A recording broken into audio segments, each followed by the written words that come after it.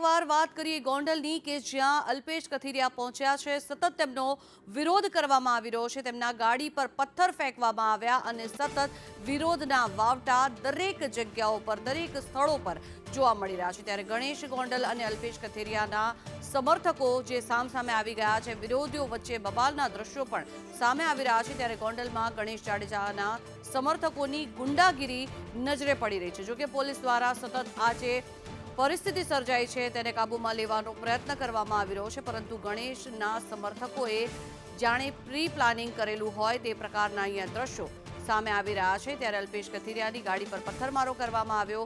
જ્યારે અલ્પેશ કથિરિયાએ સંદેશ ન્યૂઝ સાથે વાત કરી, તેમના દ્વારા કહેવામાં આવ્યું છે કે આ જે હરકતો કરવામાં આવી રહી છે તે સાબિત કરે છે કે ગોંડલ મિર્જાપુર છે।